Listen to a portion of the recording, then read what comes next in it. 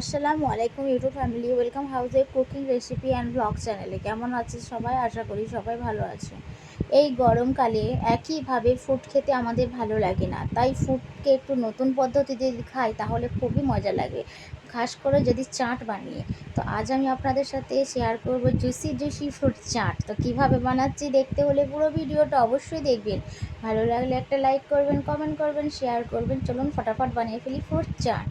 Fruit chaat বানানোর জন্য এখানে আমাদের বাড়িতে যেসব ফ্রুটগুলো ছিল সেগুলো নিয়ে আমি আপনাদের কাছে একদম ইউনিক পদ্ধতিতে ফ্রুট চাট রেসিপিটি শেয়ার করব।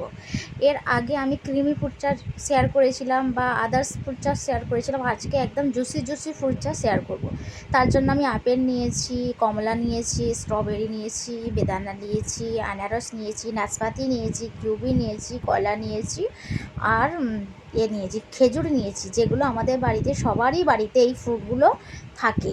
তো কিছু কিছু ফ্রুট এখান থেকে আপনাদের কাছে যদি নাও থেকে থাকে সেটা নাও দিতে পারেন। তো এখানে একটি পাতিলা নিয়ে নিয়েছি। তো একে একে আমি সমস্ত ফ্রুটগুলো এই পাতিলায় দেবো।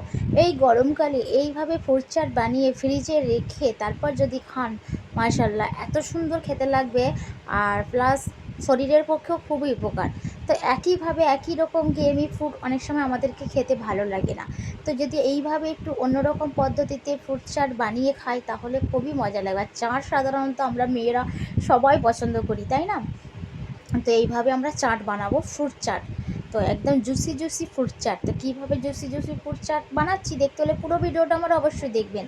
আর ভালো লাগলে একটা লাইক করবেন, কমেন্ট করবেন, শেয়ার করবেন। তো একে একে আমি পাতিলার মধ্যে সমস্ত ফ্রুটগুলো দিয়ে দিচ্ছি। আপনাদের কাছে যদি আরও কিছু ফ্রুট থাকে তো আপনারা দিতে পারেন। তো আমার কাছে যে ফ্রুটগুলো অ্যাভেলেবেল ছিল সেইগুলোই দিয়েছি। তো বেদানাও দিলাম, কলা দিলাম, আনারস দিলাম, কিউবি দিলাম, আর কিছুটা স্ট্রবেরিও দিলাম।